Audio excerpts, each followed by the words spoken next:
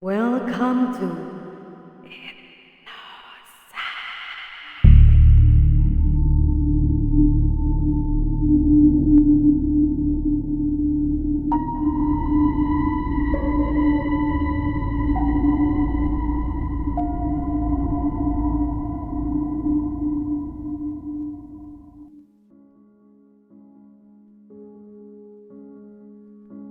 Assalamualaikum warahmatullahi wabarakatuh. Selamat datang di channel Innosight. Perkenalkan, namaku Reka Anwar. Ini adalah cerita perdana di channel ini, dan aku akan berbagi kisah nyata yang aku alami sendiri. Setelah lulus sekolah, aku memutuskan bekerja untuk membantu perekonomian keluarga. Saat itu, aku sudah mempunyai seorang kekasih. Dan 3 tahun kemudian, kami pun menikah di tahun 1998. Setelah menikah, aku dan suami tinggal bersama orang tuaku, karena aku tidak bisa meninggalkan ibu dan adik-adikku yang masih kecil-kecil. Suamiku adalah anak kedua dari 7 bersaudara. Mertuaku asli Cirebon, tapi mereka sudah lama menetap dan buka usaha di Jakarta. Aku sangat dekat dengan keluarga suamiku, sampai ke semua sepupu suamiku, aku kenal semua. Tante suami yang biasa kami panggil BN dan sepupunya Sur bekerja di sebuah pabrik dekat rumah ibuku. Setiap hari mereka berangkat dan pulang setelah bekerja selalu melewati rumah ibuku, dan aku pun sering melihat mereka ketika aku sedang libur bekerja. Dan sebelum aku melanjutkan kisah ini, aku mohon izin kepada keluarga untuk menceritakan kisah nyata yang aku alami ini, dan mohon maaf jika ada kekurangan dalam membawakan cerita ini. Nama-nama dalam tokoh cerita ini sudah aku samarkan untuk menjaga privasi. Sur adalah wanita yang agak pendiam dan pemalu. Dia sangat menghormatiku sebagai istri dari kakak sepupunya. Dia sangat baik dan sopan. Dan walaupun setiap hari dia lewat depan rumah ibuku ketika pergi dan pulang bekerja, kami jarang mengobrol untuk waktu yang lama. Paling ya sekedar say hello, kecuali jika ada acara di rumah mertuaku yang dimana semua saudara keluarga berkumpul. Pada saat aku menikah, Sur bersama keluarganya datang ke resepsi pernikahanku. Saat itu dia sedang hamil anak pertama. Kurang lebih usia kandungannya saat itu sekitar 5 bulan. Zur tinggal bersama mertuanya yang tinggal di tempat yang tidak jauh dari rumah mertuaku.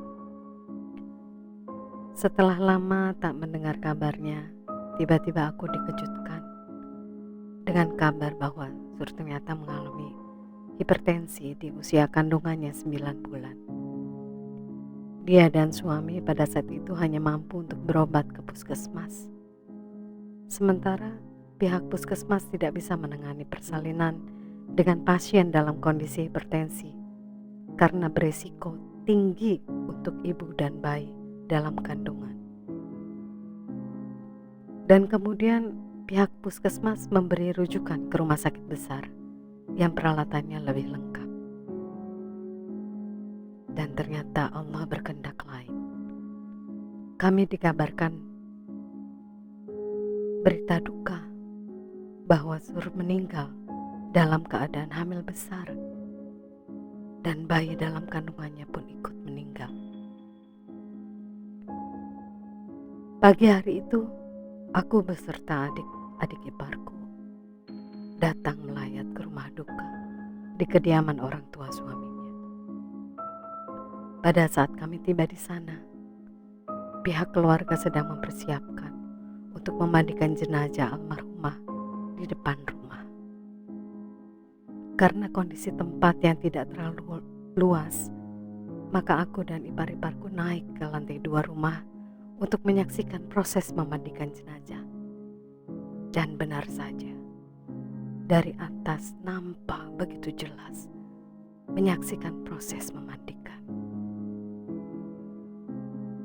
Ketika kain jarik yang menutupi tubuh almarhumah diangkat, nampak jelas pada bagian perut almarhumah masih besar.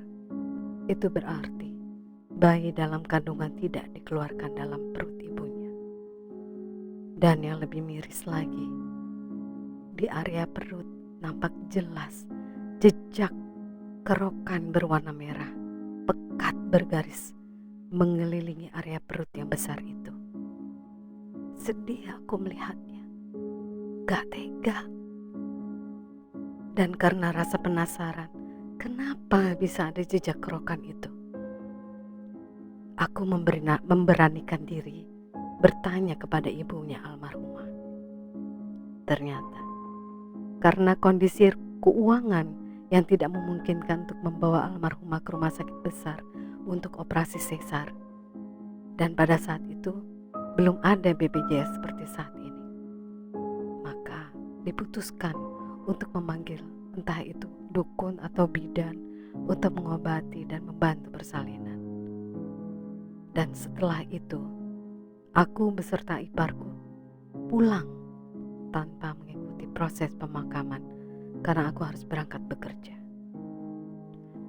Hari-hari berikutnya berjalan seperti biasa, dan sampai pada suatu malam, aku dan suami sedang tidur di kamar yang letaknya kamar paling depan. Dan malam itu aku bermimpi.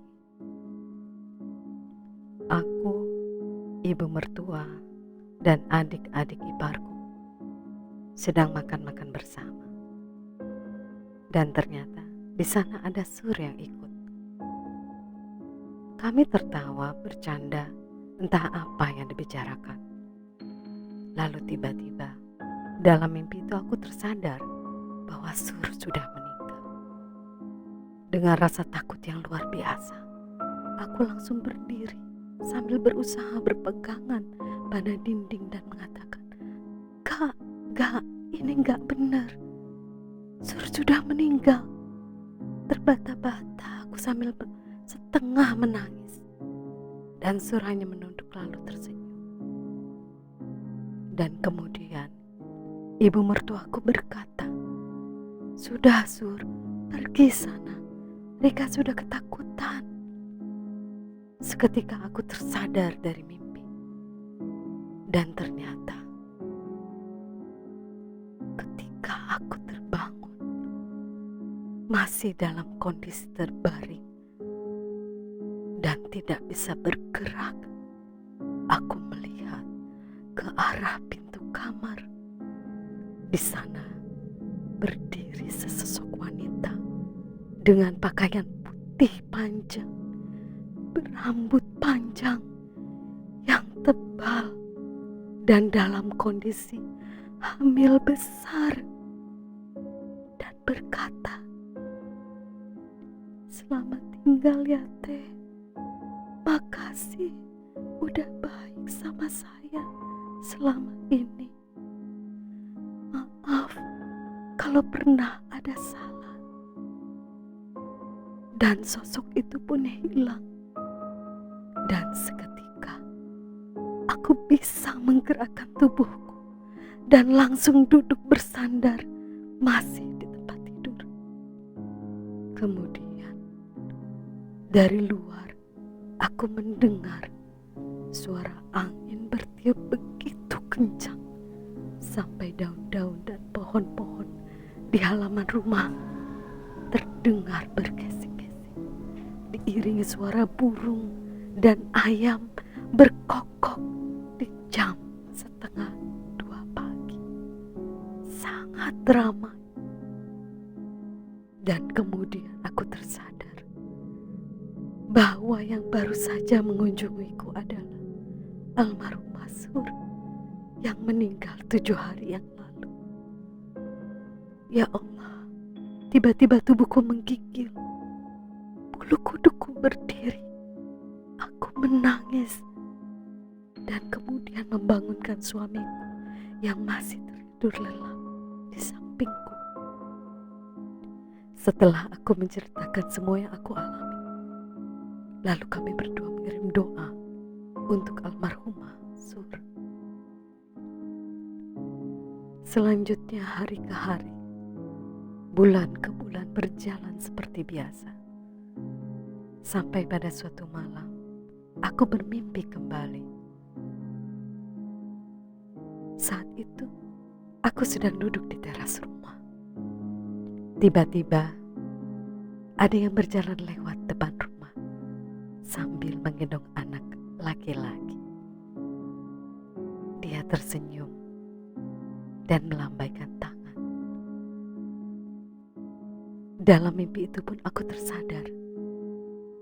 Ternyata sosok yang lewat itu adalah Sur. Ya Allah, ternyata dia hanya ingin memberitahu bahwa anak dalam kandungan yang ikut meninggal bersamanya adalah anak laki-laki. Benarkah begitu? Ya, demikian kisah nyata yang aku alami. Terima kasih sudah menyimak ceritaku ini. Semoga kita semua senantiasa dalam lindungan dan kasih sayang Allah Subhanahu wa Ta'ala. Wassalamualaikum warahmatullahi wabarakatuh.